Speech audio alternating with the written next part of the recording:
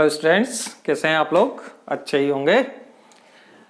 आज फिर हम अध्याय 6 के पर बात कर रहे हैं। इससे पहले हम अध्याय 6 यानी कि यूनिट 4 का एक वीडियो हम आपको दे चुके हैं, जिसके अंदर हमने फैराडे और हेनरी के प्रयोग के बारे में बात करी थी। विद्युत चुम्बकीय प्रेरण से क्या आशय है ये बात करी थी।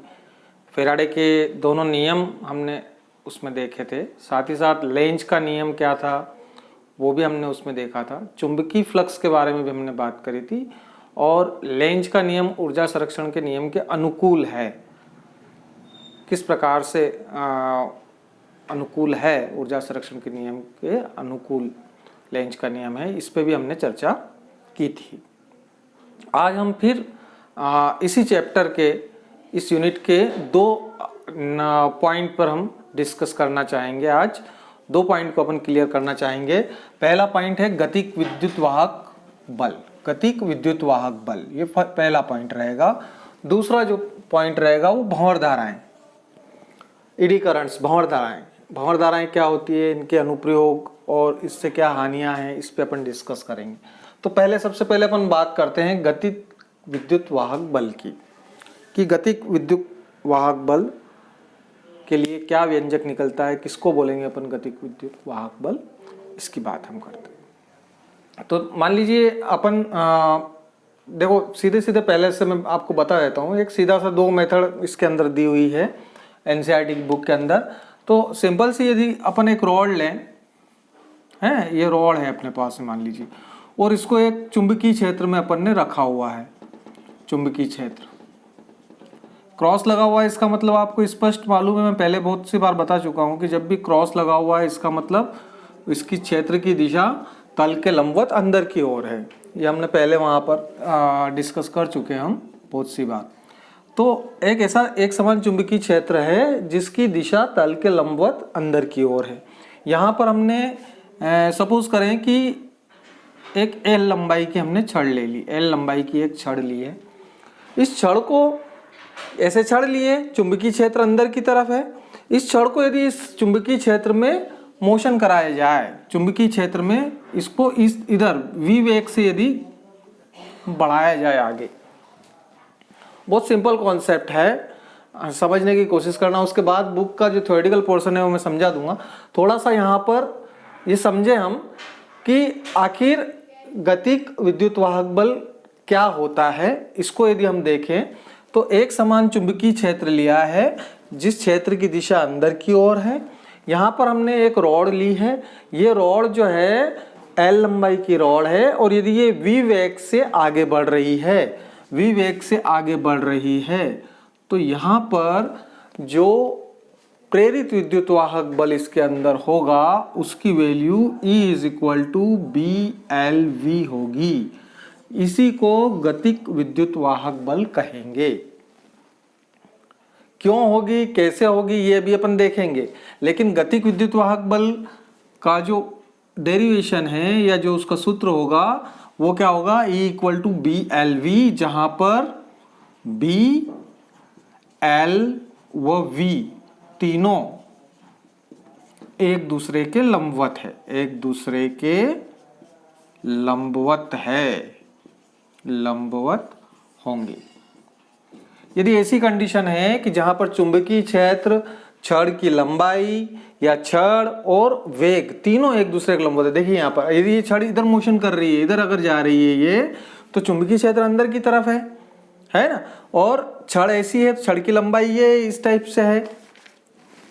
मान लीजिए ये छड़ है, ये चुंबकीय क्षेत्र है, ये छड़ की लंबाई हो गई L, और ये मोशन कहाँ कर रही है, ये मोशन इस तरफ कर रही है, इस तरफ मोशन कर रही है। तो तीनों परस्पर क्या है, लंबवत है। ये तो हो गया B, ये L हो गया और ये V हो गया। तो यदि B, L और V तीनों परस्पर लंबवत है तो ऐसी स्थिति में जो आपका गतिक विद्युत वाहक बल होगा, गतिक विद्युत वाहक बल, उसकी वैल्यू E = BLV होगी।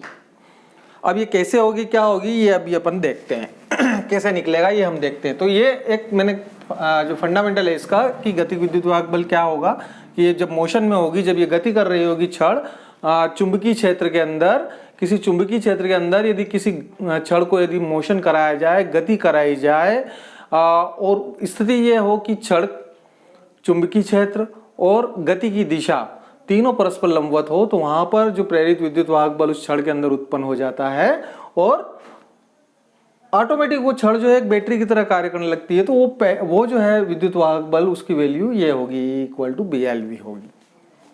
चलिए देखते हैं कि आपकी बुक में जो डेरिवेशन दे रखा है वो क्या डेरिवेशन है। तो देखिए इसमें एक फ्रेम ले ली जाती है, इस प्रकार की एक फ्रेम रहेगी। मान लीजिए ये फ्रेम है एक, और कुछ भी इसका नाम अपन दे सकते हैं, और इस पे एक छड़ है, ये वाली छड़ है, सपोज करें ये छड़ है, इसको हमने नाम दे दिया PQ, ये आपका R और S, ये L लंबाई की छड़ है इस टाइप से। अब PQRS में आपकी ये इसको लंबाई अपन X मान लें कि ये X इसकी चौड़ाई हो गई, L इसकी लंबाई हो गई।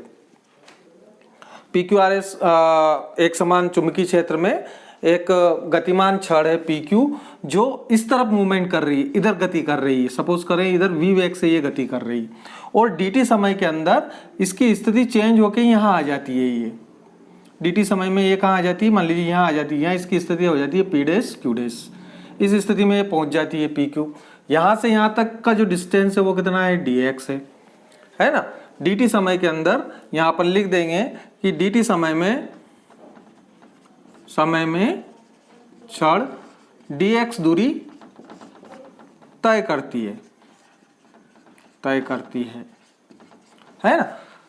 dt समय में dx दूरी तय कर रही है, तो जो इसका वेग है वो वेग कितना हुआ, v equal to dx upon dt हुआ, है ना। वेग क्या होता है, विस्थापन में परिवर्तन की दर, तो विस्थापन कितना हुआ, इतना विस्थापन में परिवर्तन हुआ, कितने समय में हुआ, dt समय में हुआ, तो वेग कितना हो गया, dx अपॉन dt। इस छड़ का जो आगे बढ़ने का वेग है v इक्वल टू कितना हो गया, dx अपॉन dt। अब ये जो पहले जो लूप था, देखो पहले इतना लूप था, इतना एरिया था इसका, फिर dt समय बाद उसका एरिया कितना हो गया, यहां से लेके यहां तक, मान लीजिए पहले A एरिया था इसका, अब कितना चेंज हुआ, dA एरिया फिर और बढ़ गया इसका, है। तो क्षेत्रफल में परिवर्तन कितना हुआ, जो लूप है ये लूप के क्षेत्रफल में परिवर्तन, कितना हुआ, dA है ना। पहले इतना था, अब इतना और बढ़ गया, तो कितना परिवर्तन हुआ, अब हो गया A प्लस DA हो गया, पहले A था अब कितना हो गया, A प्लस DA, है ना। क्षेत्रफल में कितना परिवर्तन हुआ आपका, लूप के क्षेत्रफल में dA, और dA की वैल्यू कितनी होगी, देखिए आप dA की वैल्यू कितनी होगी, dA क्षेत्रफल मतलब वही लंबाई गुणित चौड़ाई, तो लंबाई इंटू चौड़ाई, dA is equal to L into dx, that's equation first. इसको समीकरण 1 देके हम छोड़ दें यहाँ पर। देखिए बहुत सिंपल सी बात है, बहुत साधारण सी बात है कि ये पहले इतना, जब ये PQRS स्थिति में है तो इसका एरिया इतना है, इस एरिया के अंदर जो है जब थोड़ा समय में अपन ने इसको छड़ को आगे बढ़ाया v वेग से, तो dt समय में ये छड़ P डैश Q डैश स्थिति पे पहुंच गई, यहाँ पहुंच गई, तो कितना क्षेत्रफल बढ़ गया इस लूप का, पहले इतना था अब इतना हो गया, तो कितना बढ़ा, तो ये क्षेत्रफल बढ़ा, इसको हमने नाम दिया dA कि dA क्षेत्रफल में वृद्धि हुई या परिवर्तन हुआ। तो कितना है dA, तो क्षेत्रफल क्या होता है, लंबाई गुणित चौड़ाई, तो लंबाई तो आपकी L, चौड़ाई कितनी dx, तो dA is equal to L into dx। अब जो आपका अपन जानते हैं कि जो चुंबकीय फ्लक्स रहेगा यहाँ पर, है ना, चुंबकीय फ्लक्स अपन जानते हैं चुंबकीय flux phi is equal to क्या होता है, B डॉट A, ये होता है चुंबकीय फ्लक्स की परिभाषा से। हमने देखा था कि चुंबकीय फ्लक्स कितना होता है, phi is equal to B dot A, या इसको कहें कि BA cos थीटा, ये हम जानते हैं। जहाँ पे थीटा क्या चीज़ है, हमने पहले उस समय भी बताया था कि थीटा क्या चीज़ है, जो आपका चुंबकीय क्षेत्र है वो, और जो आपका एरिया वेक्टर है ना, क्षेत्र सदिश, एरिया वेक्टर और चुंबकीय क्षेत्र दोनों के बीच का कोण, ये है। तो यहाँ पर देखिए आप, अपन ने ये पूरा लिया हुआ है, ये कैसे लिया हुआ है, चुंबकीय क्षेत्र कहाँ है, अंदर की तरफ है ना। ये चुंबकीय क्षेत्र इस टाइप से क्रॉस करके बताया हुआ है, इसका मतलब चुंबकीय क्षेत्र की दिशा कहाँ है, तल के अंदर की तरफ है चुंबकीय क्षेत्र की दिशा, तो चुंबकीय क्षेत्र की दिशा अंदर की तरफ है, और जो तल है इसका, इस तल के लंबवत जो है क्षेत्र सदिश होता है, एरिया वेक्टर होता है, मैंने पहले वाले वीडियो में भी समझाया था आपको। तो क्षेत्र सदिश भी अंदर की तरफ और चुंबकीय क्षेत्र भी अंदर की तरफ, तो दोनों के बीच जो बनने वाला कोण होगा वो कोण कितना होगा, दोनों के बीच बनने वाला कोण theta is equal to 0 degree होगा। तो ऐसी स्थिति में जो आपका फाई है वो phi is equal to B A cos 0 हो जाएगा। कोस 0 कितना होता है, 1 होता है, तो phi is equal to B A. ये आपका आया चुंबकीय क्षेत्र की वैल्यू इस सिचुएशन में, इस स्थिति में चुंबकीय फ्लक्स की वैल्यू कितनी होगी, phi is equal to B A, है ना। ये phi is equal to B A, इसको समीकरण 2 दे दें हम। अब आप देखो कि फेराडे का जो नियम है, द्वितीय नियम, उससे अपन जानते हैं फेराडे के द्वितीय नियम से, द्वितीय नियम से हम जानते हैं कि जो E है प्रेरित विद्युत वाहक बल, वो चुंबकीय फ्लक्स में परिवर्तन की दर के बराबर होता है। तो ये D phi upon D T, ये आपका द्वितीय नियम है। फाई की वैल्यू यहां से रखी समीकरण 2 से फाई की वैल्यू रखी, तो E equal to D by D T, और फाई की जगह आपने क्या रखा, phi is equal to B A रखा, बी और ए, है ना। तो E इज इक्वल टू, देखें इसको, अब इसमें क्या है, B तो चुंबकीय क्षेत्र तो एक समान है, एक समान चुंबकीय क्षेत्र है, मतलब कांस्टेंट है, तो B तो बाहर आ जाएगा आपका, तो B तो बाहर आ गया, और ये हो गया आपका dA upon dt। Area change हो रहा है ना, एरिया क्या हो रहा है, चेंज हो रहा है, कभी यहाँ कभी यहाँ से जैसे जैसे, तो जो डिफरेंशिएट है वो किसका होगा, टाइम के रेस्पेक्ट में एरिया का, तो dA अपॉन dt, तो B तो बाहर आ गया। अब dA अपॉन dt की बात अपन करें तो या dA की वैल्यू अपन समीकरण 1 से रखें पूरा, तो कितना आ रहा है आपका L into D x, B into L into D x, ये समीकरण 1 से, समीकरण 1 से अपन ने क्या किया, A की वैल्यू रखी, DA की वैल्यू रखी L इंटू डी एक्स। तो अब इसी को मैं आगे ले लेता हूं, तो E इक्वल टू क्या हो जाएगा, देखिए आप, B L और dx अपॉन dt, और dx अपॉन dt क्या चीज है, dx अपॉन dt क्या है, वेग है। तो फाइनली आपका E इक्वल टू आ जाएगा B into L into V। ये आपका डेरिवेशन आ गया गतिक विद्युत वाहक बल का, E equal to B L into V. देखिए बहुत सिंपल तरीके से मैंने आपको करवा दिया है। हमने एक फ्रेम ले ली थी PQRS, उसमें PQ जो था रॉड थी या छड़ था, जो भी हमने माना, उसको हमने माना कि ये जो है dt समय में dx दूरी विस्थापित हो जाती है, आगे की तरफ बढ़ती है, v वेग से चल रही है, तो इसका वेग हमने निकाला dx अपॉन dt हो गया। यदि ये dx दूरी dt समय में तय करती है तो वेग कितना हो जाएगा, dx अपॉन dt, तो ये आगे की तरफ गए अपन, तो dx अपॉन dt हो गया। अब हमने देखा कि इसके क्षेत्रफल में कितना परिवर्तन हुआ, तो क्षेत्रफल में परिवर्तन हमने पहले dA जो क्षेत्रफल में परिवर्तन हुआ L इंटू dx होगा, तो L इंटू dx निकाल के हमने रख दिया। लूप के क्षेत्रफल में परिवर्तन dA is equal to L into dx। अब चुंबकीय फ्लक्स की परिभाषा से हम जानते हैं कि phi is equal to BA cos theta होता है, BA cos थीटा होता है। यहाँ थीटा की वैल्यू 0 आ रही है क्योंकि चुंबकीय क्षेत्र की दिशा भी अंदर की तरफ है और तल के लंबवत क्षेत्र सदिश होता है, तो वो भी अंदर की तरफ रहेगा, तो दोनों के बीच जो कोण है वो 0 डिग्री रहेगा। तो phi is equal to BA cos 0, मतलब phi is equal to BA आ गया। अब फेराडे के द्वितीय नियम से हम जानते हैं कि E equal to D phi upon dt होता है।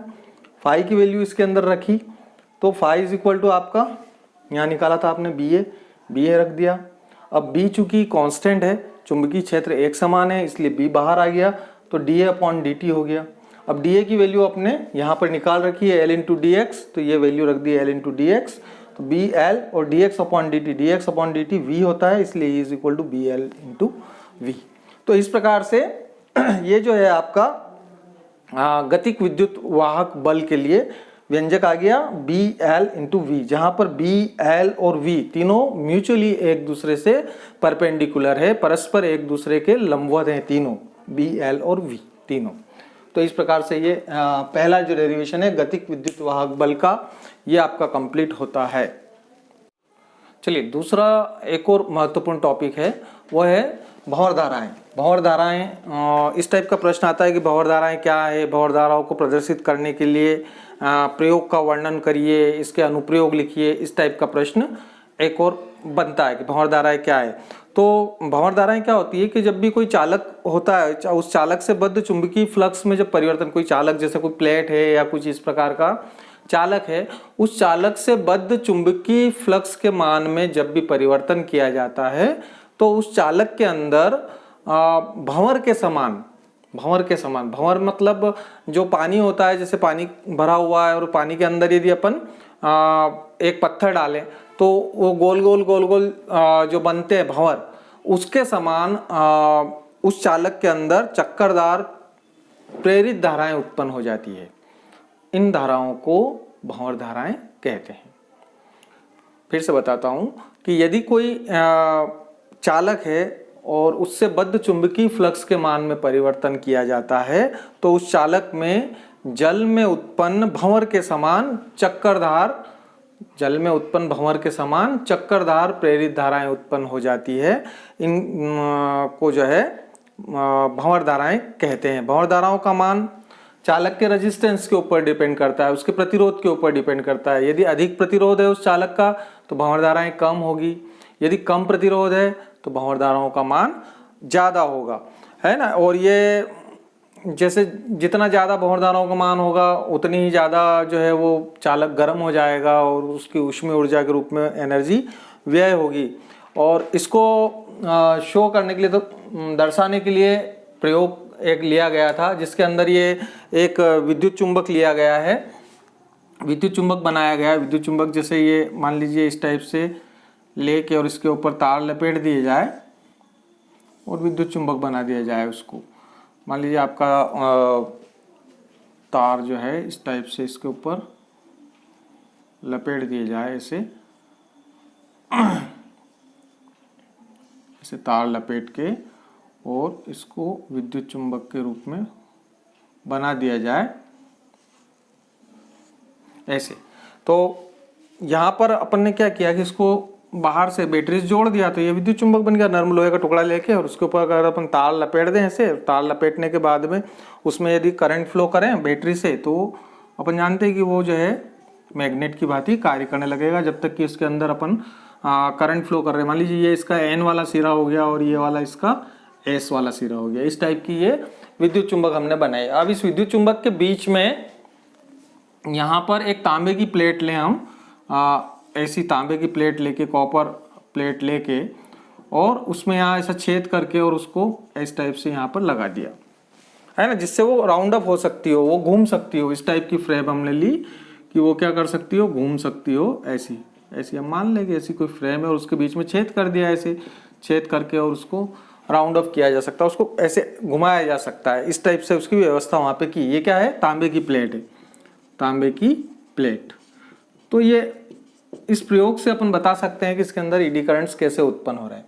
तो जब आप करंट फ्लो नहीं करोगे और इसको यदि आपने हिला के छोड़ दिया तांबे की प्लेट को, तो ये घूमती रहेगी, धीरे धीरे हवा के घर्षण के कारण ये इसका जो है दोलन जो है धीरे धीरे करके और रुकेगा। लेकिन यदि ये मूवमेंट कर रही है और मूवमेंट करने के बाद में आपने इसमें करंट फ्लो किया, की लगा दी, जैसे करंट फ्लो किया तो ये जो आपका विद्युत चुंबक तैयार हो गया। विद्युत चुंबक तैयार हो गया तो चुंबकीय क्षेत्र लगने लग गया। तो चुंबकीय क्षेत्र जैसे ही लगेगा और ये घूम रही है, ऐसे ये घूम रही है, तो घूमने की वजह से क्या होगा, चुंबकीय फ्लक्स के मान में परिवर्तन होगा। चुंबकीय फ्लक्स के मान में मतलब इतनी भंवर धाराएं इधर चुंबकीय बल रेखा इधर से जा रही है और ये ऐसे मोशन कर रही है, तो लगातार चुंबकीय फ्लक्स के मान में क्या होगा, परिवर्तन होगा। और चुंबकीय फ्लक्स के मान में परिवर्तन होने से जो है प्रेरित धाराएं उत्पन्न हो जाएगी। और चूंकि ये आयताकार समतल प्लेट है तो इसके अंदर जो है जल में उत्पन्न भंवर के समान भंवर धाराएं उत्पन्न हो जाएगी और जो इसके उस कारण का विरोध करेगी जिसके कारण ये पैदा हो रही है। मतलब चुंबकीय फ्लक्स में परिवर्तन हो रहा है, उसकी वजह से ये पैदा हो रही है, तो ये धीरे फटाक से उसको क्या करेगी, रोक देगी, प्लेट को रोक देगी। तो वहां ये स्पष्ट हो जाएगा कि ईडी करंट्स यहाँ पर इस टाइप से उत्पन्न होती है। ये पूरा प्रायोगिक जो है व्यवस्था इस प्रकार से इसको हम भंवर धाराओं को प्रयोग के माध्यम से भी हम इस टाइप से समझा सकते हैं। अब इसके अनुप्रयोग, एप्लीकेशन, अनुप्रयोग ये भी पूछा जाता है, भंवर धाराओं के क्या अनुप्रयोग है, कहाँ कहाँ इसका उपयोग किया जाता है। तो सबसे पहला तो अपन ने उधर जब गैल्वेनोमीटर पढ़ा था, धारामापी पढ़ा था गैल्वेनोमीटर, तो उसमें जो एल्यूमिनियम की फ्रेम ली जाती है ना, और एल्यूमिनियम की फ्रेम लेके उसके ऊपर जो है अपन क्या करते हैं, तांबे के विद्युतरोधी तार को लपेट देते हैं और वो फ्रेम बनाते हैं। तो वहाँ पर जब कुंडली विक्षेपित होती है तो उस ढांचे के अंदर क्या होता है, भंवर धाराएं उत्पन्न हो जाती है, और भंवर धाराएं उत्पन्न होकर और उसका जो कुंडली जो गति करती है उसका विरोध करती है और उसको रोक देती है।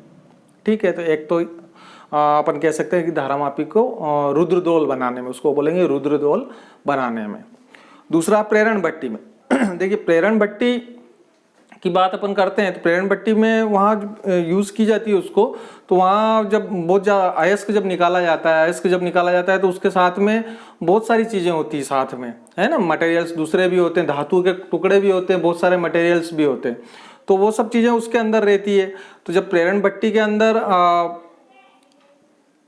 ये स्थिति पैदा की जाती है कि वहाँ भंवर धाराएं उत्पन्न की जाती है। भंवर धाराएं उत्पन्न करने से जो मेटल्स होते हैं वो मेटल्स के अंदर ईडी करंट्स उत्पन्न हो जाती है, भंवर धाराएं उत्पन्न हो जाती है, और बहुत ज़्यादा भंवर धाराएं उत्पन्न होती है तो वो क्या होता है, गर्म हो जाते हैं, बहुत ज़्यादा गर्म होने से वो पिघल जाती है, और पिघल के और वो नीचे आ जाएगी, और जो आपका ऐसी कुछ व्यवस्था रहती है जिससे कि उन धातु को पिघलाकर अलग कर दिया जाता है। तो जो पिघालने का जो मेन कार्य होता है वो भंवर धाराओं के थ्रू होता है। वहाँ पर भंवर धाराएं उत्पन्न की जाती है जिससे कि बहुत ज़्यादा ऊष्मा उनको कणों को मिल जाती है और वो कण जो है उससे पिघल जाते हैं। तो प्रेरण भट्टी के अंदर ये कॉन्सेप्ट रहता है, ईडी करंट्स को इस तरीके से उसमें यूज़ किया जाता है।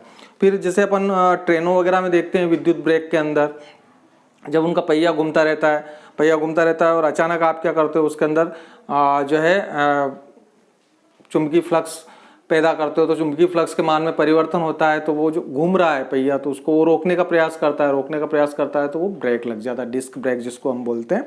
ड्रम के पास में वो जो रहता है वो तीव्र चुंबकीय क्षेत्र उत्पन्न किया जाता है जिससे कि ड्रम में तीव्र भंवर धाराएं उत्पन्न हो जाती है और वो ड्रम के साथ साथ पहिए को भी रोक देती है।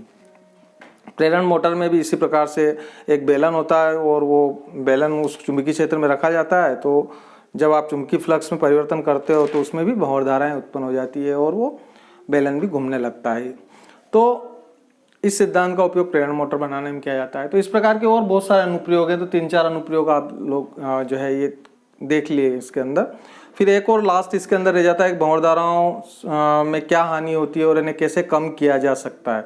तो जैसे ट्रांसफार्मर हुआ, डायनामो हुआ, प्रेरण कुंडलियाँ हुई, इन सब में जो है क्रोड जो बनाया जाता है वो कैसा बनाया जाता है, मुलायम जो लोहे का टुकड़ा रहता है उसके ऊपर लपेट के और बनाते हैं क्रोड। तो ऐसी स्थिति में इन सब उपकरणों में जब विद्युत धारा प्रवाहित की जाती है तो वहाँ पर भंवर धाराएं उत्पन्न हो जाती है और ये गर्म हो जाते हैं, बहुत ज़्यादा गर्म हो जाते हैं, और जो विद्युत ऊर्जा है उसका बहुत सारा भाग ऊष्मीय ऊर्जा के रूप में व्यय होने लग जाता है या कम होने लग जाता है। तो ये इसकी हानि भी है। तो अब ऐसी स्थिति में क्या किया जाए, फिर क्या करते हैं, तो भंवर धाराओं के प्रभाव को कम करने के लिए क्या करते हैं, क्रोड को, जो क्रोड रहता है तो उसकी जो पट्टियाँ रहती है उनको पटलित करके बनाते हैं, एक के ऊपर एक, एक के ऊपर एक, एक के ऊपर एक करके बनाते हैं, और कई पट्टियों को एक के ऊपर एक रख के बनाते हैं जिससे उसका प्रतिरोध बढ़ जाता है, जिससे क्या होता है उसका रेजिस्टेंस बढ़ जाता है। और रेजिस्टेंस बढ़ने से क्या होता है आप जानते हैं, मैंने शुरुआत में बताया, रेजिस्टेंस जब बढ़ जाएगा, जिसका रेजिस्टेंस ज़्यादा होगा तो वहाँ पे भंवर धाराओं का मान कम हो जाएगा। तो ये आपका जो है भंवर धाराओं की बात हमने करी, भंवर धाराएं क्या होती है, उसका प्रायोगिक प्रदर्शन कैसे किया जा सकता है और उसके अनुप्रयोग क्या क्या हैं और क्या कैसे उससे हानि हो सकती है और उन हानियों से बचने के लिए कैसे यूज़ किया जाता है। जितने भी ट्रांसफार्मर हैं वो ट्रांसफार्मर को पटलित करके बनाया जाता है जिससे उसका रेजिस्टेंस बढ़ जाए और रेजिस्टेंस बढ़ने से भंवर धाराएं कम हो जाती है। तो ये तो उसको कम करने के उपाय हैं। तो आज के वीडियो में इतना ही, आप लोगों को समझ में आया होगा। 2 टॉपिक लिए थे अपन ने, गतिक विद्युत वाहक बल और भंवर धाराएं, अनुप्रयोग और हानियाँ। यदि वीडियो पसंद आया हो तो लाइक कीजिए और चैनल को सब्सक्राइब कीजिए। धन्यवाद।